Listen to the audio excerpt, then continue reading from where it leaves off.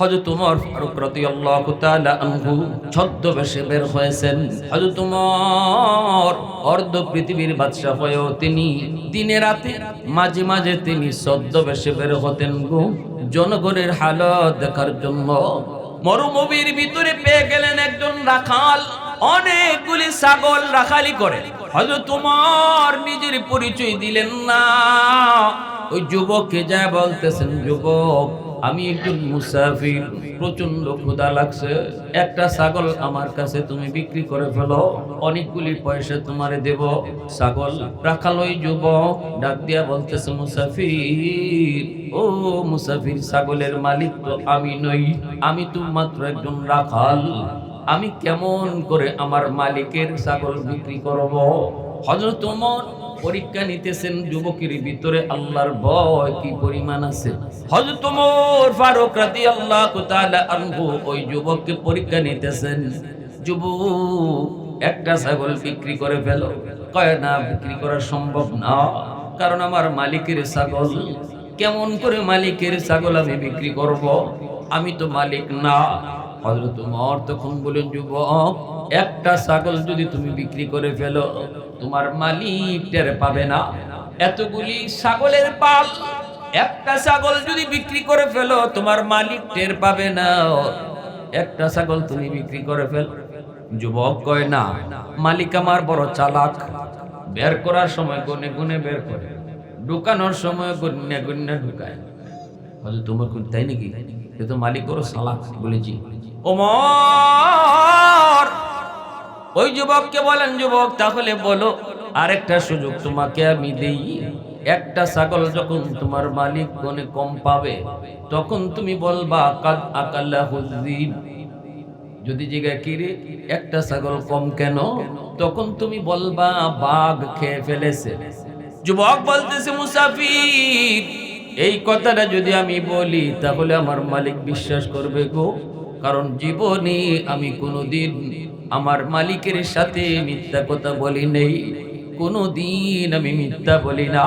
অতএব যদি বলি বাঘ খেয়ে ফেলেছে, তাহলে মালিক বিশ্বাস করবে, 100% বিশ্বাস করবে, আমার উপরে কোনো সন্দেহ করবে না। কিন্তু মুসাফির, জবাব দিয়ে যাও, জবাব দিয়ে যাও, দুনিয়ার মালিকরে আমি বাঘ খাইলিছে কইয়া আমি ধোঁকা দিতে পারলাম, ফাআইনাল্লাহ, আমি আমার আসমানের মালিকরে কই রাখবো? আলা ইন্না আউলিয়া আল্লাহ, শোনো, নিশ্চয়ই যারা আমি আল্লাহর ওয়ালি, যারা আমার ওয়ালি, ওয়ালির বহুবচন হলো আউলিয়া। শোনো, নিশ্চয়ই যারা আমি আল্লাহর ওয়ালি, তাদের জন্য সুসংবাদ আছে। কি সুসংবাদ? লা খাউফুন আলাইহিম, আল্লাহ বলেন এদের কোনো ভয় নাই, দুনিয়াতেও ভয় নাই, আখিরাতেও ভয় নাই।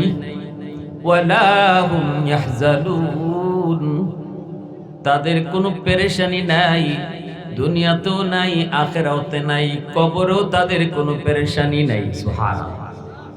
যদি আমি আপনি আল্লাহর ওলি হতে পারি, তাহলে পুরস্কারটা আল্লাহ আগেই জানায় দিছেন, আগেই জানায় দিছেন।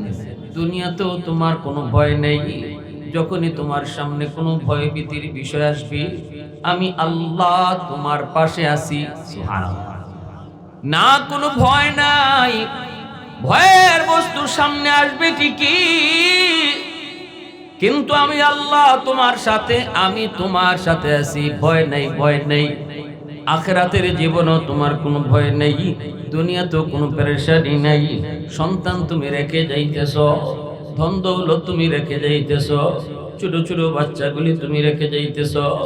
হয়তো তুমি বিদায়ের পর তোমার মধ্যে পেরেশানি কাজ করবে, আমি দুনিয়া থেকে বিদায়ের পর আমার সন্তানগুলি কেমনে চলবে, বউ বাচ্চা কেমনে চলবে।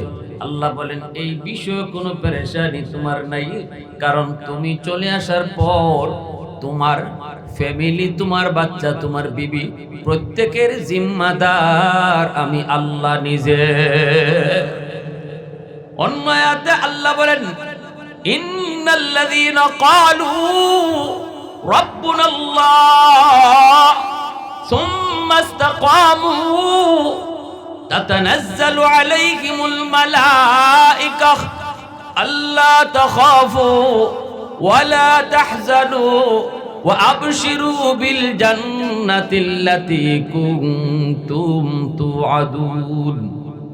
আল্লাহ পাক রব্বুল আলামিন এই আয়াতের মধ্যে তিনি কথা জানাইছেন, মৌতের সময় ফেরেশতারা আয়েশা তার সুসংবাদ দিয়ে বলবে, ও আল্লাহর বান্দা, তুমি ভয় পাইতেছো মরণের পর কোথায় তোমার ঠিকানা হবে? জান্নাতে যাবা নাকি জাহান্নামে যাবা? কবরে তোমার কি হালত হবে? তুমি ভয় পাইতেছো না, আমরা রহমতের ফেরেশতারা তোমার সামনে হাজির হয়েছি জান্নাতের সুসংবাদ লইয়া। সুবহানাল্লাহ। আর তুমি পেরেশান, তোমার বিবি বাচ্চার কি হালত? আমরা ফেরেশতারা আল্লাহর পক্ষ থেকে তোমাকে সুসংবাদ জানাই। আল্লাহ পাক রব্বুল আলামিন এদের দেখশন নিবেন, আল্লাহ তাদের জিম্মাদার হয়ে যাবেন। এজন্য আল্লাহ পাক রব্বুল আলামিন কয়, ও দুনিয়ার মানুষেরা শোনো, যদি তুমি আমার ওলি হতে পারো এই হলো তোমার পুরস্কার। পুরস্কারটা আল্লাহ আগে বলে দিছেন, অথচ ওলি কেমনে হতে হয় এই কথাটা আল্লাহ পরে বলছেন।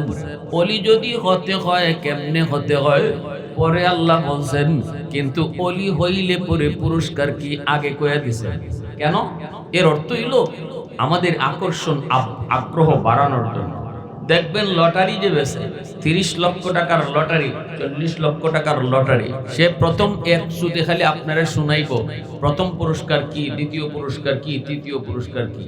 যেই মাত্র প্রথম পুরস্কার 40 লক্ষ শুনে সাথে সাথে গাড়ির ড্রাইভার গাড়ি আটকাই যায়, রিক্সাওয়ালায় রিক্সা পামায়, কয় কি রে সারা জীবন রিক্সা পাইয়া কি হইব যদি একবার একটা লাগিয়ে যায়, ঠিক না?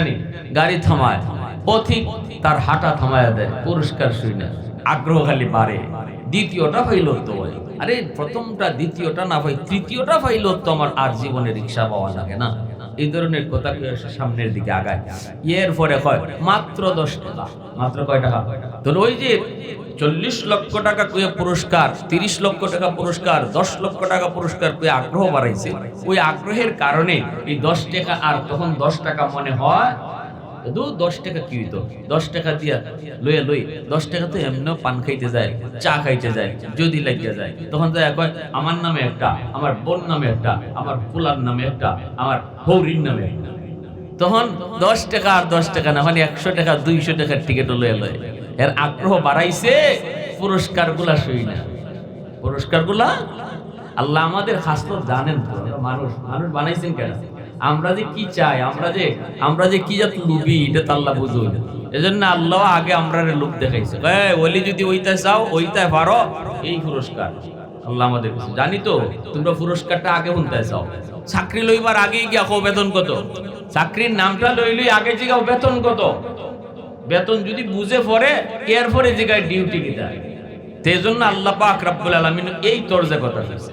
পবিত্র কোরআনুল কারীমের বিভিন্ন জায়গায় আল্লাহ মানুষের তরজে, আমরা যেটা খুব ভালো বুঝি, যেভাবে খুব ভালো বুঝি আল্লাহ এইভাবেই কথা বলছেন।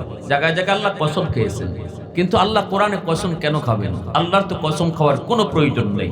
আল্লাহর কথা এটাই 100, এর উপরে কোনো কথা নাই, ঠিক নেই? এরপর আল্লাহ কসম খান কেন আমাদের দিকে লক্ষ্য করে? কারণ আমরা মানুষ কসম খাওয়া কথাকে গুরুত্ব বেশি দেই।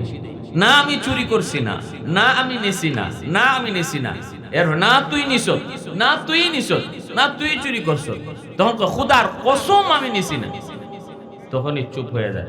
আরেকদিন বেটা থাম, কসম খেয়ে ফেলছে, নিছে না নিছে না। তো কসম খাওয়া কথার গুরুত্ব আছে না নাই? এজন্য আল্লাহ কোরআনের খুব গুরুত্বপূর্ণ কিছু কিছু জায়গায় যখন কবি আমাদের মনোযোগ আকর্ষণ করতে চান, কঠিনভাবে আল্লাহ আমাদের মনোযোগ চান, তখনই আল্লাহ কখনো একটা, কখনো দুটা, কখনো তিনটা, কখনো চারটা, কখনো একাধিক কসম আল্লাহ খান। খালি কসমই খাইতেছে, কথা নাই বার্তা নাই, আল্লাহ খালি কসমই খায়। তখনই আমরা সজাগ হই, কিরে আল্লাহ এত কসম খাইতেছে কেন? আল্লাহ খালি কয় এই সূর্যের কসম, চন্দ্রের কসম, জমিনের কসম, সাগরের কসম, পাহাড়ের কসম, কসম খাইতে খাইতে শেষ। তখনই আমরা সজাগ হয়ে যায়, কান খাড়া হয়ে যায়, আল্লাহ এতগুলা কসম কেন খাইতেছি, কি কইতো চায় আল্লাহ? তখন আল্লাহকে পরের কথাটা শোনায়, ঠিক কিনা জোরে বলেন? আল্লাহ ইন্না আউলিয়া আল্লাহি লা খাউফুন আলাইহিম ওয়া লা হুম ইয়াহজানুন। আল্লাহ পাক রব্বুল আলামিন বলে, যদি তুমি আমার ওলি হতে পারো তাহলে তোমার কোনো ভয় নাই, তোমার কোনো পেরেশানি নাই, ভয় নাই, কোনো পেরেশানি নাই, ভয় নাই, কোনো পেরেশানি নাই। ওলি শব্দের অর্থ আমরা বুঝলাম বন্ধু, ওলি কারে কয়, কেমনে হইতে হয়। এরপরে আল্লাহ পাক বলতেছেন, আল্লাযীনা আমানু ওয়া কানু ইয়াত্তাকুন। দুইটা আমল যদি তুমি করো, দুইটা কাজ যদি তুমি করো, তাহলেই তুমি ওলি হতে পারবা। এক নাম্বার হলো তোমার ঈমান লাগবে, এক নাম্বার হলো দৌলতে ঈমান লাগবে, এক নাম্বার হলো তোমার খাঁটি ঈমান লাগবে, নির্ভেজাল ঈমান লাগবে। এরপরে আল্লাহ পাক বলেন ওয়া কানু ইয়াত্তাকুন। দ্বিতীয় হলো তাকওয়া লাগবে, দুই নাম্বার হলো তাকওয়া লাগবে, আমি আল্লাহর ভয় লাগবে। এই দুই জিনিস যার হাসিল হয়ে যায় ঈমানের সাথে তাকওয়া, এই দুই জিনিসের দ্বারাই বান্দা আল্লাহর ওলি হয়ে যায়। একটা হলো ঈমান, দৌলতে ঈমান। এটা আল্লাহ পাক আমাদেরকে জন্মসূত্রে দিয়া দিয়েছেন। মুসলমানের ঘরে জন্ম দিয়া আল্লাহ আমাদেরকে ঈমান সাথে দিয়া দিয়েছেন। এই যে আল্লাহ পাক কইছেন প্রশ্ন দুইটা, দুই প্রশ্নে তোমারে 50-50 মার্ক, 100 মার্কের প্রশ্ন, প্রশ্ন মাত্র দুইটা, নাম্বার হলো 100। প্রথমটাতে 50, দ্বিতীয়টাতে 50। প্রথম প্রশ্ন হলো ঈমান, দ্বিতীয় প্রশ্ন হলো তাকওয়া। এই দুই প্রশ্নের জবাব দেওয়ার দ্বারা বান্দা 100 মার্কের মালিক হইয়া আল্লাহ পাকের ওলি হয়। কিন্তু আল্লাহ পাক রব্বুল আলামিন তোমাকে আমাকে দয়া কইরা 50 নাম্বার আল্লাহর জন্মসূত্রে মুসলমানের ঘরে জন্ম দিয়া আল্লাহ নিজেই আমাদেরকে 50 নাম্বার আগেই দিয়া রাখছেন। 50 নাম্বার আল্লাহ নিজের থেকে দিয়া লাগছে, বুঝছেন? নাও তোমার 50 আমি দিলাম, বাকি 50 মার্ক তুমি নিজে কামাই করো। আর যে মুসলমান না, যে যার ঈমান নাই, ইহুদি বলেন, খ্রিস্টান বলেন, নাসারা বলেন, হিন্দু বলেন, বৌদ্ধ বলেন, অন্য ধর্মের মানুষ, সে যদি আল্লাহর ওলি হতে হয় তাহলে তার 100 মার্কই নিতে হবে। প্রথম হইল ঈমান আনতে হবে, তারপরে তাকওয়া হাসিল করতে হবে। ঠিক কি না? জোরে বলেন আলহামদুলিমান কাদ্দারা খাইরান ওয়া খাবালা। আলহামদুলিমান কাদ্দারা খাইরান ওয়া খাবালা ওয়া শুকরু লিমান সাওয়ারা হুসনান ওয়া জামালা।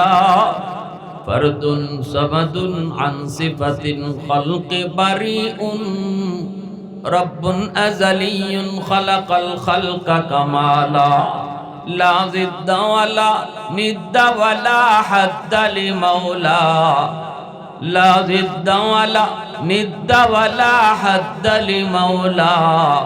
আল আনা কামা কানা ওয়া লাম ইয়ালকা যাওয়ালা। আল আনা কামা কানা ওয়া লাম ইয়ালকা যাওয়ালা। ভাইরা বন্ধুরা, এবার আসুন, 1 নম্বর প্রশ্ন হলো ঈমান। ঈমানের প্রশ্নে আমরা আল্লাহর পক্ষ থেকে 50 মার্ক পেয়ে গেছি। এবার আসুন, আমাদের ঈমানটারে নির্ভেজাল করা লাগবে। ঈমানের ভিতরে শিরিক রাখা যাবে না।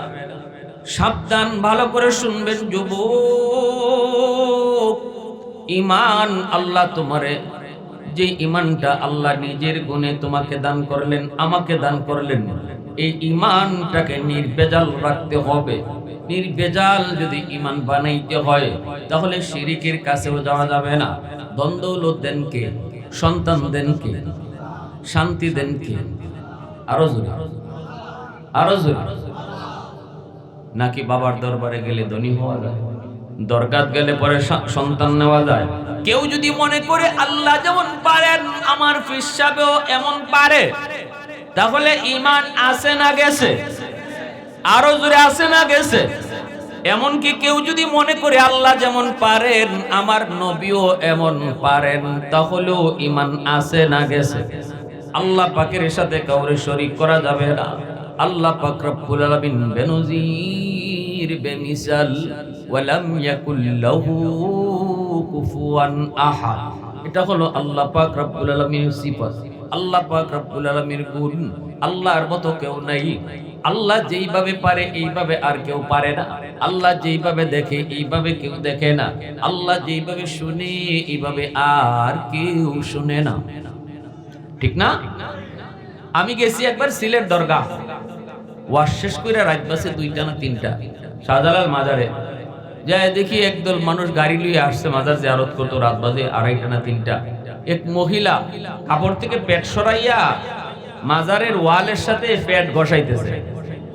আমি পুরুষকে জিজ্ঞেস করলাম, মহিলারে তো আর জিগাইতে পারি না, পুরুষ যে একজন সাথে আছে জিজ্ঞেস করলাম কি করে, কয় বাচ্চা নেয়। নাউজুবিল্লাহ, আসতে কইবেন আরেকটু জোরে। শাহজালাল মজরুদে ইয়ামনি বাচ্চা দেওয়ার ক্ষমতা রাখে? আওয়াজ আসতে কেন, রোগী আছেন নাকি? শাহজালাল মজরুদে ইয়ামনি বাচ্চা দেওয়ার ক্ষমতা রাখে? শাহপরান বাচ্চা দেওয়ার ক্ষমতা রাখে? আটরশি দরবারে গেলে ধনী হওয়া যায়।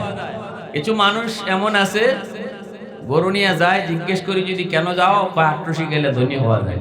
যে মানুষটা ধনী হওয়ার নিয়তে আটরশি যায় আর মনে করে যে দরবারে গেলে ধনী হইয়া আসা যায়, তাহলে বোঝা গেল দরবারে ফিসাব তারা ধনী বানায়। ইমান লইয়া আইছে না রাখিয়া আইছে? আরো ভালো করে বুঝ, যখন ইমান লইয়া আইছে সাথে না রাখিয়া আইছে? গরুর সাথে ইমানও দিয়ে আইছে, গরুও দিয়ে আইছে, ইমানও দিয়ে আইছে। কথাগুলা কঠিন লাগতেছে, এরপরও বাস্তব। ঠিক কিনা? বুঝতে হবে আমার। এজন্য আমার বারা, যে ইমান নামক মহাদৌলত আল্লাহ পাক আমাদেরকে দয়া করে বিনা দরখাস্তে আল্লাহ পাক দান করলেন, ওই ইমানটাকে নির্ভেজাল বানায় রাখতে হবে। নির্ভেজাল ইমান যদি তুমি বানাইতে পারো রে যুবক, তাহলে আল্লাহ পাক রব্বুল আলামিন ওই ইমানের বদৌলতে তোমাকে একদিন না একদিন জান্নাত দিবেনই দিবেন। সুবহানাল্লাহ। মান ক্বালা লা ইলাহা ইল্লাল্লাহ দাখালাল জান্নাহ। কাকরাইল মসজিদে এসেছিল ফ্রান্সের একজন যুবক, খ্রিস্টান ধর্ম থেকে কালেমা পড়ে মুসলমান হয়েছে। ওই যুবক সে বয়ান করে আর কান্দে। যুবক বলতেছে, আমি ভিন্ন ধর্মের একজন মানুষ ছিলাম, ইসলাম ধর্ম আমি চিনতাম না, বুঝতাম না গো, আল্লাহর পরিচয় নবীর পরিচয় জানতাম না। আমি শুধু এমন কোনো পাপ নাই, এমন কোনো অন্যায় নেই যে অন্যায় আমি করি নাই। যত অন্যায়, যত অপরাধ, যত গুনাহ আছে সব আমি করেছি। যতই গুনাহ করি অন্তরে শান্তি বাড়ে না, বরং অশান্তি বাড়ে। গুনাহ কোনোদিন অন্তরে শান্তি দেয় না, গুনাহ সবসময় অশান্তি টানে। ঠিক না? গুনার বৈশিষ্ট্য হলো আযাব আর গজব টেনে আনা, আর নেক আমলের বৈশিষ্ট্য হলো আল্লাহর রহমত টাইনা আনা। আল্লাহ পাকের রহমত টেনে আনে নেক আমল, আল্লাহ পাকের রহমত টেনে আনে নামাজ, আল্লাহ পাকের রহমত জারি করে রোজা, আল্লাহ পাকের রহমত টাইনা আনে হালাল হারাম মাইনা চলা। কিন্তু যেই মানুষটা সুদ খায়, ঘুষ খায়, যেই মানুষটা যেভাবে মন চায় এইভাবে চলে শান্তি পাওয়ার জন্য, কিন্তু দিন দিন শান্তি শুধু বাড়ে না, অশান্তি বাড়ে, অশান্তি। ওই যুবক কান্দে আর বলতেছে, আমি শান্তির সন্ধানে ঘুরেছি, কত কিছু করলাম, কিন্তু শান্তি তো আমি পাই না। একদিন দাওয়াত ও তাবলীগের সাথীরা আমাকে রাস্তায় আটকায় দিছে। আটকায় কয়, যুবক একটু কথা শোনো। আমি তাদের কথাগুলি শুনলাম গো, কেন দুনিয়াতে এসেছি, আবার কোথায় যাব? অল্প 2 মিনিট রাস্তায় দাঁড়ায় দাঁড়ায় কথাগুলো আমি শুনছি, কিন্তু এই কথার মধ্যে আমি দিলে শান্তি পেয়ে গেছি। আমার গলার মধ্যে একটা 2 তারা 3 তারা ঝুলানো থাকতো সব সময়। মদ, গাঞ্জা, নেশা, জিনা, ব্যভিচার, এমন কোন অপরাধ নাই যা আমি করি নাই, কিন্তু আমি শান্তি পাই না। অপরাধ একটা করি তো আরেকটা করতে মন চায়, তখন দেখি অশান্তি আরো বাড়ে, আরো বাড়ে। কিন্তু 2 মিনিট দাওয়াত ও তাবলীগের কথা শোনার পর আমার দিলের ভিতরে শান্তি অনুভব করলাম। আমি বলতেছি, হুজুর আমাকে একটু মসজিদের ভিতরে নিয়ে যান, আমি আরো কিছু সময় কথা শুনবো। মসজিদের ভিতরে আমার নিয়ে যাওয়া হলো। আমি বসে বসে বয়ান শুনতেছি, এমন ভাবে কথাগুলি আমার দিলের মধ্যে লাগতেছে আমি যেই শান্তির সন্ধানে রাস্তাঘাটে ঘুরি, দিনে রাতে ঘুরি, এই শান্তি আমি 10 মিনিটের বয়ানে পেয়ে গেছি। চোখ থেকে দর দর করে পানি পড়ে আর কান্দি। বিবি আমাকে ফোন দিয়েছে, আমার স্ত্রী, স্বামী গো কোথায়? আমি কান্দি আর বলি, বিবি আমি সত্য ধর্মের সন্ধান পেয়ে গেছি। অন্ধকারে ছিলাম, আলোর সন্ধান পেয়ে গেছি। ও বিবি, তোমাকেও আমি কালেমার দাওয়াত দেই। এটা এমন এক কালেমা, যেই কালিমার ওজন 7 আসমান 7 জমিনের চেয়ে অনেক ভারী। এটা এমন এক কালিমা, যেই কালিমার পাওয়ার, যেই কালিমার ওজন 7 আসমান 7 জমিনের চেয়ে অনেক ভারী, অনেক ভারী। বিবি গো, তুমিও ওই ধর্ম গ্রহণ করে ফেলো। তখনই আমার বিবি বলতেছে, স্বামী গো, ও স্বামী, যদি এতই ভারী এই কালেমাটা হয়, এই বাক্যটা যদি এতই ভারী হয়, তাহলে তুমি কাগজে করে ওই কালিমা লিখে আইনো, আমি দাড়ি পাল্লা দিয়ে ওজন দিব। এক পাল্লায় আমাদের সন্তানকে রাখবো, আর এক পাল্লায় ওই নিখুঁত ঈমানটাকে রাখবো। নির্ভেজাল ঈমান, ওই ঈমান যে ঈমানের মধ্যে কোনো ভেজাল নাই রে যুবক, যার ভিতরে শিরকের কোনো গন্ধ নাই, ওই ঈমানের কাগজের টুকরাটা এক পাল্লায় রাখবো, আরেক পাল্লায় আমাদের সন্তান, 8 বছরের যে সন্তান আছে ওর এক পাল্লায় রাখবো। 7 আসমান 7 জমিন না, এরপরে দাড়ি পাল্লা ওজন দিয়ে দেখবো। যদি তোমার কথা সত্য হয়, কালেমার পাল্লা ভারী হয়, আমি কথা দিলাম আমিও কালেমা পড়ে মুসলমান হয়ে যাব। সাথে সাথে আমি সব যুবক, টেনশন তুমি করবা না, টেনশন করবা না। ইমানের মূল্য আল্লাহ পাক আখিরাতের ময়দানে দেয়। সব জিনিসের দাম দুনিয়াতে পাওয়া যায় না। দুনিয়ার বাজারে আলোর দাম মিলে, দুনিয়ার বাজারে পেঁয়াজের দাম বোঝা যায়, চিনির দাম কত জানা যায়, কিন্তু দুনিয়ার বাজারে ইমানের দাম জানা যায় না। ইমানের দাম জানার বাজার হলো আখিরাতের বাজার। এরপর আল্লাহ যদি চায়, দুনিয়াতে আল্লাহ দেখাইতে পারে, এটা আল্লাহ পাকের কুদরত, এটা আল্লাহ পাকের ক্ষমতার ভিতরে। নেও, আমি তোমাকে কালেমা কাগজে লিখে দিলাম, আমার মন বলে কালেমার ওজন আল্লাহ দেখায় দিব। যুবক কাগজের মধ্যে কালেমা লিখে নিয়ে আসলো বাড়িতে, চোখ দিয়া পানি ঝরে, আল্লাহর কাছে কান্দে, কই মালিক, এই কালেমার ভিতরে তো তোমার নাম, তোমার হাবিবের নাম, লা ইলাহা ইল্লাল্লাহু মুহাম্মাদুর রাসূলুল্লাহ। যেখানে তোমার নাম, সেখানে তোমার বন্ধুর নাম। 2 নামে যেই কাগজ, এই কাগজ নিয়ে যাইতেছি মালিক, আজ তুমি তোমার কুদরত একটু দেখায় দিও। যাওয়া মাত্রই বিবিকে ডাক দিয়ে বলতেছি, বিবি গো, কই তোমার দাড়ি পাল্লা হাজির করো, কই আমাদের সন্তান, আমাদের সন্তানকে নিয়ে আসো।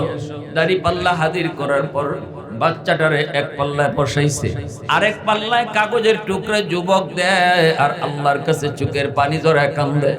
এরপরে যুবক কয়, বিবি তুমি পাল্লা টান দাও। বিবি কয়, তুমি টান দাও। স্বামী কয়, না, তুমি নিজে পাল্লা টান দাও। বিবি যখন ওই দাড়ি পাল্লা টান দিল, আল্লাহু আকবার, যুবক কান্দে আর কয়, আমার চোখের সামনে দেখতেছি কাগজের কালেমার পাল্লা নিচে ভারী হয়ে পড়ে রইছে, আর আমার সন্তানের পাল্লা হালকা হয়ে উপরে উঠে গেছে। মুসলমানের আওয়াজে আল্লাহু আকবার হয় নাই? আরো জোরে আল্লাহু আকবার, আরো জোরে যুবক আল্লাহু আকবার। তাহলে ইমানদারের ইমানের দাম আসেনি না নাই? ইমানদারের ইমানের কি পরিমাণ মূল্য! এজন্য আল্লাহ কয়, ও দুনিয়ার মানুষ, যদি আমি আল্লাহর ওলি হতে চাও, 1 নাম্বার শর্ত হলো দৌলতে ঈমান। ঈমান যারা তোমরা পেয়েছো, এই ঈমানটারে নির্ভেজাল রাখো, শিরকের ধারে কাছে যেও না। 2 নাম্বার হলো তাকওয়া, আমি আল্লাহর ভয় অন্তরের ভিতরে রাখো। এই অন্তরের ভিতরে আল্লাহর ভয় রাখা তাকওয়ার দৌলত। এই দৌলত, এই তাকওয়ার দৌলতে 50 নাম্বার অতএব আমার আপনার কাম হলো শুধু তাকওয়া হাসিল করা, ঠিক কিনা? তাকওয়া হাসিল করা হলো আমার আপনার কাম। ভাইরা বন্ধুরা, তাকওয়া কেমনে হাসিল হয়? আল্লাহর ভয় কারে কয়? একটু মন দিয়ে শুনেন। আল্লাহ পাকের ভয় কারে কয়? এই কথারে আল্লাহ পাক রব্বুল আলামিন বলছেন, ইন আউলিয়াউহু ইল্লাল মুত্তাকুন। তাকওয়া কারে কয়? হযরত ওমর ফারুক রাদিয়াল্লাহু তাআলা আনহু একদিন তিনি বের হয়েছেন, ছদ্মবেশে বের হয়েছেন। উমর অর্ধ পৃথিবীর বাদশা। হযরত উমর অর্ধ পৃথিবীর বাদশা হয়েও তিনি দিনে রাতে মাঝে মাঝে তিনি ছদ্মবেশে বের হতেন গো জনগণের হালত দেখার জন্য। মরুভূমির ভিতরে পেয়ে গেলেন একজন রাখাল, অনেকগুলি ছাগল রাখালি করে। হযরত ওমর নিজের পরিচয় দিলেন না। ওই যুবককে যা বলতেছেন, যুবক আমি একজন মুসাফির, প্রচন্ড ক্ষুধা লাগছে, একটা ছাগল আমার কাছে তুমি বিক্রি করে ফেলো, অনেকগুলি পয়সা তোমারে দেব। ছাগল রাখাল ওই যুবক ডাক দিয়া বলতেছে, মুসাফির, ও মুসাফির, ছাগলের মালিক তো আমি নই, আমি তো মাত্র একজন রাখাল, আমি কেমন করে আমার মালিকের ছাগল বিক্রি করব? হযরত ওমর পরীক্ষা নিতেছেন যুবকের ভিতরে আল্লাহর ভয় কি পরিমাণ আছে। আল্লাহর ভয় যার ভিতরে আছে সে মালিকের চোখে ফাঁকি দিয়েও গুনাহ করতে পারে না, চুরি করতে পারে না। আল্লাহর ভয় যার অন্তরে আছে, কর্মচারী হলেও সে সুযোগ পেলেও মাল চুরি করবে না। মালিক দোকানে নাই, এরপরও মাল চুরি করবে না। কারণ হলো তার ভিতরে কেউ না দেখলেও দেখেন কে? আরো জোরে, আরো জোরে। কেউ না দেখলেও দেখেন কে? কেউ না শুনলেও শুনেন কে? জুলেখা ইসুফ আলাইহিস সালাম কি কইছিল? 7টা গেটের ভিতরে ঢুকাইয়া জুলেখা কয়, ইউসুফ আইতালাই আমার পাশে আসো, ধরো আমারে। হযরত ইউসুফ আলাইহিস সালাম বলেন, ইন্নী মাআল্লাহ, আমি আল্লাহকে ভয় করি, সাবধান, সামনে আগাইও না। জুলেখা কই, গান আল্লাহ হইতে কই তুমি? ইগানো আল্লাহ করতে গাইল। কন্যাও ওই যে আমার শোকেসের উপরে ছোট্ট একটা দেবতা আছে, এই দেবতার মুখটা ঢেকে ফেলতেছি। জুলেখা কাপড় দিয়ে তার মূর্তি যে একটা ছিল ছোট মূর্তি, এই মূর্তির মুখটা কাপড় দিয়ে ঢেকে ফেলছে। ঢেকে বলতেছি, ইউসুফ এই যে দেখো, দেখ আমরা ভগবানের মুখও আমি ঘুরে ফেলছি, এখন কেউ দেখবে না, তুমি আর আমি। আল্লাহ ছাড়া গায়রুল্লাহর পূজা যতজনে করে প্রত্যেকেই যার যার ভগবান রে মুখ ডাকতে পারে, ভগবানের ভাষাত লাথি মাইরা গাঙ্গো ফালাইতে পারে। এই জাত ভগবান, ঠিক না? নেই মুসলমান একমাত্র যারা আল্লাহ কয়, ওই আল্লাহর মুখ কোনোদিন ঘোরা যায় না, আল্লাহর চোখে কোনোদিন ফাঁকি দেওয়া যায় না। ইউসুফ আলাইহিস সালাম বলছেন, তুমি যারে ভগবান বলো এই ভগবানের মুখ দেখা যায়, কিন্তু আমি যাকে আল্লাহ বলি তারে কোনোদিন কেউ মুখ ডাকতে পারে? পানির ভিতরে যাও সেখানেও আমার আল্লাহ, রাতের অন্ধকারে যাও সেখানেও আল্লাহ, দরজা বন্ধ করে রাখছো সেখানেও আল্লাহ। উস্তাদের চোখে ফাঁকি দিতেছো কিন্তু আল্লাহর চোখে ফাঁকি দেওয়া যায় না। বাপ মার চোখে ফাঁকি দেওয়া যায়, আল্লাহর চোখে ফাঁকি দেওয়া যায় না। হযরত ওমর ফারুক রাদিয়াল্লাহু তাআলা আনহু ওই যুবককে পরীক্ষা নিতেছেন, যুবক একটা ছাগল বিক্রি করে ফেলো। কয় না, বিক্রি করা সম্ভব না, কারণ আমার মালিকের ছাগল। কেমন করে মালিকের ছাগল আমি বিক্রি করব? আমি তো মালিক না। হযরত ওমর তখন বলেন, যুবক একটা ছাগল যদি তুমি বিক্রি করে ফেলো তোমার মালিক টের পাবে না।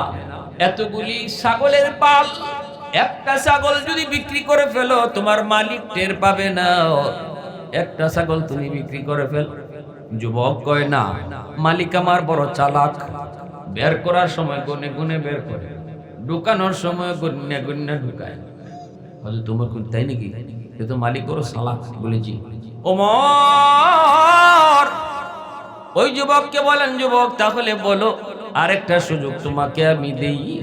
একটা ছাগল যখন তোমার মালিক গুনে কম পাবে তখন তুমি বলবা কাদ আকাল্লাহুয যিব। যদি জিজ্ঞাসা কিরে একটা ছাগল কম কেন, তখন তুমি বলবা বাঘ খেয়ে ফেলেছে। যুবক বলতেছে, মুসাফির এই কথাটা যদি আমি বলি তাহলে আমার মালিক বিশ্বাস করবে গো। কারণ জীবনে আমি কোনোদিন আমার মালিকের সাথে মিথ্যা কথা বলি নেই, কোনোদিন আমি মিথ্যা বলি না। অতএব যদি বলি বাঘ খেয়ে ফেলেছে তাহলে মালিক বিশ্বাস করবে, 100% বিশ্বাস করবে, আমার উপরে কোনো সন্দেহ করবে না। কিন্তু মুসাফির জবাব দিয়ে যাও, জবাব দিয়ে যাও, দুনিয়ার মালিকরে আমি বাঘ খাইলিছে কইয়া আমি ধোঁকা দিতে পারলাম, ফাইনাল্লাহ, আমি আমার আসমানের মালিকরে কই রাখবো। फारूक तेरा नाम से इस्लाम रहेगा, फारूक तेरा नाम से इस्लाम रहेगा, दुनिया की अदालत में तेरा नाम रहेगा, दुनिया की अदालत में तेरा नाम रहेगा, सिद्दीक तेरा नाम से इस्लाम रहेगा, दुनिया की सदाकत में तेरा नाम रहेगा, उस्मान तेरा नाम से इस्लाम रहेगा, दुनिया की सखावत में तेरा नाम रहेगा, हैदर तेरा नाम से इस्लाम रहेगा, दुनिया की शजाअत में तेरा नाम रहेगा, मुआविया तेरा नाम से इस्लाम रहेगा, दुनिया की सियासत में तेरा नाम रहेगा। যেই মাত্রই যুবকই কথা বলল ফাআইনাল্লাহ, ফাআইনাল্লাহ, আমি আমার আল্লাহরে কোথায় রাখবো, আমি আমার আল্লাহকে কোথায় রাখবো। হযরত ওমর যুবককে বুকে নিয়ে টান দিয়া গলার সাথে গলা, বুকের সাথে বুক মিলে কপালে চুমু খায় আর বলতেছে, যুবক চিনুনি আমি মুসাফিরকে, আমি ওমর, আমি অর্ধ পৃথিবীর ওমর, মদিনার খলিফা। ছাগল কিনতে আসি নাই তোমারই, তোমার ভিতরে আল্লাহর ভয় তাকওয়া কি পরিমাণ আছে পরীক্ষা নিতে আইছি। আর আমি আল্লাহর দরবারে শুকরিয়া আদায় করি, আমার রাজ্যের ভিতরে যেই যুবকের ভিতরে, যেই যুবকের দিলে আল্লাহর ভয় এমন, আমি ওই রাজ্যের ক্ষমতা, ওই রাজ্যের শাসন ব্যবস্থা চালাইতে সাহস পাই। আমি আল্লাহর কাছে আশাবাদী, এমন যুবক যতদিন আমার দেশে থাকবে, এমন যুবক যতদিন আমার সমাজে থাকবে, এমন যুবক যতদিন আমার গ্রামে থাকবে, অবশ্যই আল্লাহর রহমত জমিনে চলবে। কারণ আল্লাহ পাকের রহমত, আল্লাহ পাক রব্বুল আলামিন কয়, জানোনি, জানোনি জমিনকে আমি আল্লাহ বহু আগেই ধ্বংস করে দিতাম। ধ্বংস করি না শুধু 4 দলের কারণে, নইলে জমিনের ভিতরে যেই পরিমাণ গুনাহ হয়, যেই পরিমাণ অন্যায় হয়, বহু আগেই জমিন ধ্বংস হয়ে যেত। জানোনি আলা কুল্লা ইয়াউমিন ওয়াল আরদা ইস্তাজিলু রাব্বাহু ওয়াল মালাইকাতু ইস্তাজিলু রাব্বাহু ওয়াল বাহরা ইস্তাজিলু রাব্বাহু। আল্লাহ পাক বলে, জমিন কয় মালিক অনুমতি দিবায়নি, ওই যে দেখো না নাফরমান নামাজটা না পড়ে কেমনে জমিনের উপর দিয়ে হাঁটে, একটু অনুমতি দিবাইনি, ওই না বেনামাজিকে আমি জমিন গিলে ফেলবো, সুদখোরকে আমি জমিন গিলে ফেলবো, ঘুষখোরকে আমি জমিন গিলে ফেলবো। বাজারে সুদখোর ব্যবসায়ী আসেনি না নাই? 10,000 20,000, 20,000 টাকায় 25,000, এভাবে লাভ নিয়ে যারা ব্যবসা করে এরা সুদখোর। লানা রাসূলুল্লাহ সাল্লাল্লাহু আলাইহি ওয়াসাল্লাম আকিলার রিবা ওয়া মুকিলাহু ওয়া কাতিবাহু ওয়া শাহিদাইহি। আল্লাহর নবী বলেন, ওই সুদখোরের মাথার উপরে আল্লাহর নবীর লানত, আল্লাহর নবীর লানত। অতএব ওই সুদখোরকেও জমিন হাঁটতে দিতে চায় না, ঘুষখোরকেও জমিন হাঁটতে দিতে চায় না। আমাদের সমাজে আবার কিছু ঘুষখোর আছে, বিচার পঞ্চায়েত করতে গিয়েও ঘুষ খায়, 500 টাকা দিলে বিচারের রায় ঘুরায় দেয়। এমনও আছে, এমনও আছে, আপনাদের সমাজে না হইলেও বিভিন্ন সমাজে আছে, টাকা খাইয়া বিচার করে, এমনও আসেনি না নাই? জমিন কয় মালিক অনুমতি দিবাইনি, ওই নাফরমানকে আমি জমিন গিলে ফেলবো। আল্লাহ কয়, এইভাবে সাগর মহাসাগর গুলো আমাকে ডাক দিয়া কয়, মালিক আমি সাগরের পারে কত গুনাহ কত আয়োজন হয়, আমি পানি আর কতদিন গুনাহ দেখব? অনুমতি যদি দাও, নাফরমানদের এই নাফরমানি জমিনটারে আমি পানি যায় ডুবায় ফেলবো। জমিনটারে ওরা নাপাক বানায় ফেলছে, আমি পানি যায় পাক বানায় দিই, নাফরমান গুলাকে আমি ডুবায় দিই। আল্লাহ পাক করে জমিন শুন শুন, আমার আর আমার বান্দা বান্দির মাঝখানে তোরা কেউ নাক গলাবি না। মানুষ বানাইছে আমি, গুনাও যদি করে আমার করে তোদের কি? আমার বান্দা গুনাহ করবে আবার শুধু তওবা করবে, 70 বছর বয়সে তওবা করবে, আমি আল্লাহ 70 সেকেন্ডে মাফ করে দিমু। 60 বছর বয়সে গুনাহ করবে, 60 বছর বয়সে তওবা করবে, 60 মিনিট লাগাইতাম না, 60 সেকেন্ডে মাফ করে দিমু।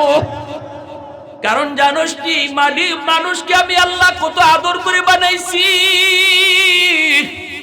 আল্লাহ পাক আসমান আমি আল্লাহ বানাইলাম কুন ফায়াকুন বইলা, জমিন আমি বানাইছি কুন ফায়াকুন বইলা, ফেরেশতা আমি বানাইছি কুন ফায়াকুন বইলা, জান্নাত জাহান্নাম বানাইছি কুন ফায়াকুন বইলা।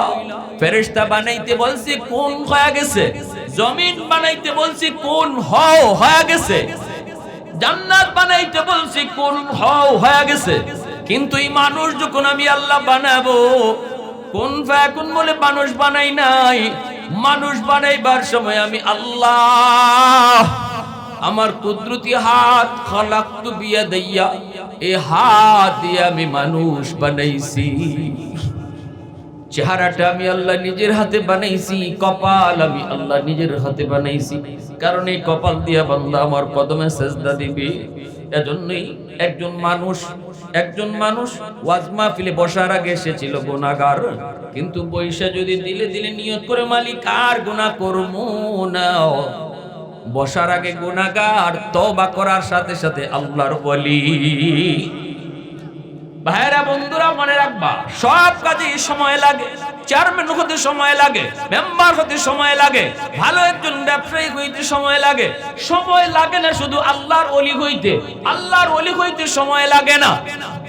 10 সেকেন্ডের মধ্যে একজন মানুষ আল্লাহর ওলি হতে পারে যদি নিয়ত করে, পাক্কা ইরাদা করে, মালিক ভুল করেছি গো, আর জীবনে ভুল করব না। আল্লাহ পাক রব্বুল আলামিন কয় ওই তওবার লগে লগে তার নাম আমি আল্লাহ ওলির তালিকায় উঠায় দেই। জোরে কোন সুবহানাল্লাহ। এজন্য আল্লাহ পাক জমিনকে ধমক দেয়, সাগর মহাসাগরকে আল্লাহ ধমক দেয়। ধমক দিয়ে আল্লাহ কয় শুন, 4 দলের কারণে আমি জমিন টিকায় রাখছি। লাউলা মাশাইখু রুকা ওয়াশশাবাবু খুশা ওয়াল আতফালু রুদ্দা ওয়াল আনআমু রুদ্দা লাজআলতুস সামাআ হাদিদা ওয়াল আরদা খাফসাফা ওয়াত তুরাবা রামাদা ওয়ামা আনজালতু মিনাস সামাই কাতরা ওয়ামা আম্বাতু মিনাল আরদি নাবাতা বাল আনজালতু আলাইকুমুল আযাবা সাব্বা। আল্লাহ পাক বলতেছে 1 নাম্বার হলো জমিনের ভিতরে আমার কিছু বৃদ্ধ বান্দা বান্দি আছে, চুল দাড়ি সাদা হয়ে গেছে, নামাজ পড়তে তার বড় কষ্ট হয়, রুকুতে গেলে পরে তার কোমর ব্যথা করে, সিজদায় গেলে পরে তার হাঁটুতে রগে টান দেয়। আমার বান্দা বৃদ্ধ বানাইছি আমি আল্লাহ, বুড়া বানাইছি আমি তারে, কিন্তু কষ্ট হওয়ার পরেও সে আমাকে রুকু করতে ভুলে না। এই কষ্ট হয় এরপরও সিজদা দিতে ভুলে না। কষ্ট করে করে যখন রুকু করে সিজদা দেয়, ওই সিজদার দিকে তাকাইলে এই জমিনের প্রতি আমি আল্লাহর মায়া লেগে যায়। এরপর আল্লাহ পাক কয় ওয়াশশাবাবু খুশা। 2 নম্বর দল হলো জমিনের ভিতরে কিছু যুবক, যেই যুবকগুলি যৌবনে পাগলামি করে না, যৌবনে সে আমি আল্লাহরে ভয় করে চলে, যৌবনে বাপ্পা সেবা করে, যুবক যৌবনে মাথায় টুপি, মুখে সুন্নতি দাড়ি রাখে, যেই যুবক যৌবনে গুনার কাজে যায় না, যেই যুবক যৌবনে গানের আয়োজন করে না, যেই যুবক যৌবনে মুরব্বিদের সাথে বেয়াদবি করে না, অন্তরে আল্লাহর ভয়, দিলের ভিতরে আল্লাহর প্রেম, আল্লাহ কয় ওই যুবকের কারণেও আমি জমিন টিকায় রাখি। ওয়াল আতফালু রুদ্দা। আল্লাহ পাক কই জানোনি 3 নাম্বার দল হলো জমিনের ভিতরে কিছু শিশু বাচ্চা আছে, ওই শিশুগুলার কোনো গুনাহ নাই। আসমানি জমিনি গজব যদি জমিনে আসে, শিশু বাচ্চাগুলা এরাও গজবের ভিতরে পইরা যায়। অথচ শিশুদের কোনো গুনাহ নাই, কোনো দোষ নেই। আমি যখন দেখি ঘরের মধ্যে কিছু অবুঝ নিষ্পাপ সন্তান আছে, মাসুম কিছু বাচ্চা আছে, আমি তখন আযাবটারে আটকাইয়া আমার রহমতরে আগে বাড়ায়া দেই। কারণ আমি আল্লাহ দেখতেছি এই বাচ্চাটার কোনো দোষ নাই, কোনো গুনাহ নাই, কিন্তু ভূমিকম্প যদি হয়, গুনাহগারদের কারণে যদি জমিনে ভূমিকম্প হয়, বাড়ি যদি ধসে যায়, গুনাহগারের সাথে ওই নিষ্পাপ অবুঝ বাচ্চাটাও মাটির নিচে ধসে যায়, অথচ তার কোনো দোষ নাই, ওই বাচ্চাটার উসিলায় আমি আল্লাহ জমিন টিকায় রাখি। এজন্য অবুঝ নিষ্পাপ মাসুম বাচ্চাদেরকে মারবেন না, অযথা ধমক দিবেন না, গালাগালি করবেন না। তোমার আমার মতো নাফরমান রে আল্লাহ পাক ঘরে খানা বন্ধ করাইয়া দিত শেষ করে, কিন্তু এই ঘরে এখনো খানা ঢুকায়, আল্লাহ রিজিক পৌঁছায় অবুঝ নিষ্পাপ শিশু বাচ্চার খাতিরে। কারে তুমি মারো, কারে তুমি বকো। ওয়াল আনআমুরুত্তা 4 নম্বরে আল্লাহ বলেন গরু ছাগল পশু পাখি হাঁস মুরগি এদের উপরে শরীয়তের কোনো বিধান নাই।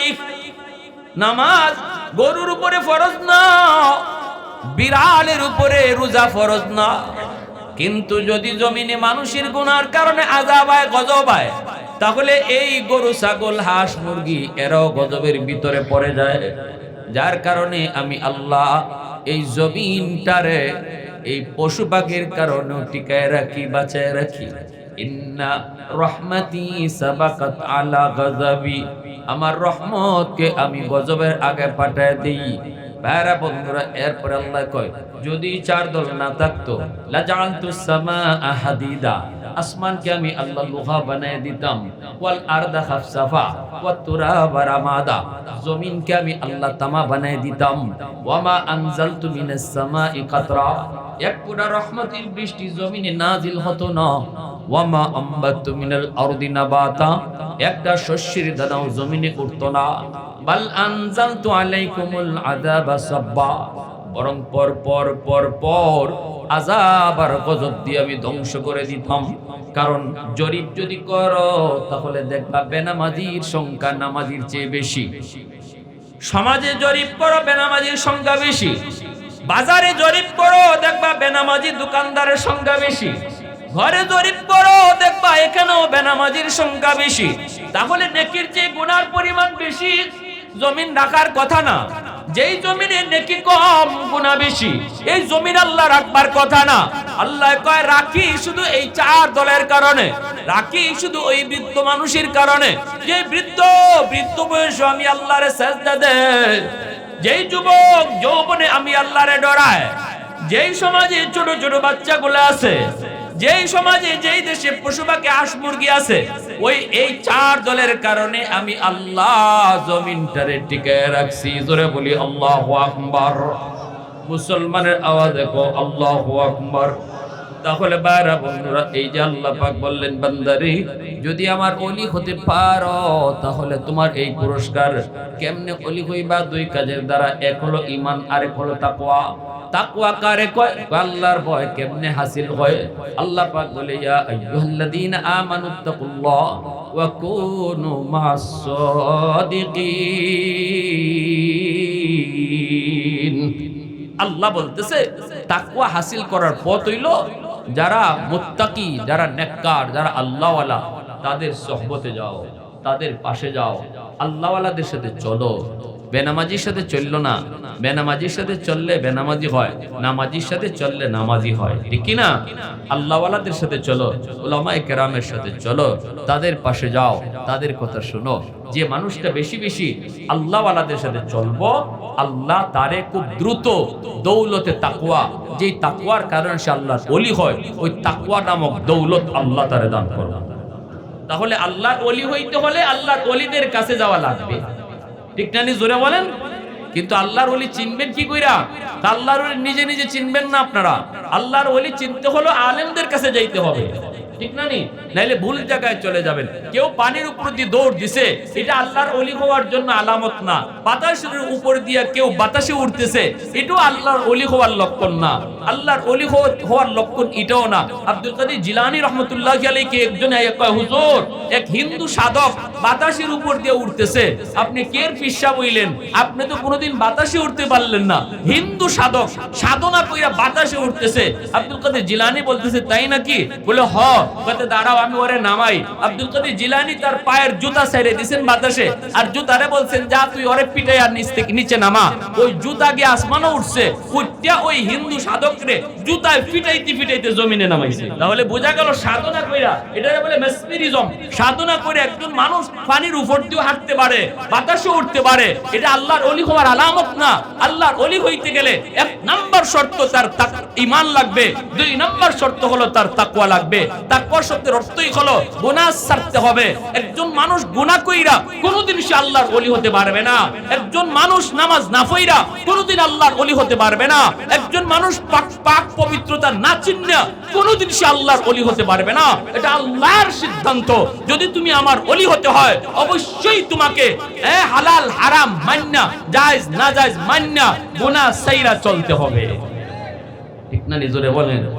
আমরা জটা চুল লাগায় হাঁটতেছে, লাল শালু পরে হাঁটতেছে, আর যদি খালি হক মৌলা কয়ে ডাক দেয়, তখনই দেখবেন পিছিয়ে দিয়ে আব্বা বোনের লোকের অভাব নেই। আব্বা হওয়ার লোক তখন অভাব নেই। আর মা বোনরা তো মাশাআল্লাহ, যদি মা বোনদের কাছে গিয়া খালি কেউ কয় একজন পিসা পাইছে, তে তো আর জামাই চিনে না। তখন কি চিনে না? তখন আর জামাই চিনেই না। সাবধান সাবধান। ওলি কারে কয়? আল্লাহ কিন্তু এখানে বুঝাইয়া দেয়া দিয়েছে। অতএব এই আল্লাহ যেটা সিদ্ধান্ত দিয়েছে, এই সিদ্ধান্তের বাইরে যাওয়া যাবে না। আল্লাহ আমাদের সবাইকে বুঝার, মানার, আমল করার তৌফিক আল্লাহ দান করুন। সবাই বলি আমিন। ওয়া আখিরু দাওয়ানা আনিল হামদুলিল্লাহি রাব্বিল আলামিন। আল্লাহুম্মা সাল্লি আলা মুহাম্মদ ওয়া আলা আলি মুহাম্মদ কামা সাল্লাইতা আলা ইব্রাহিম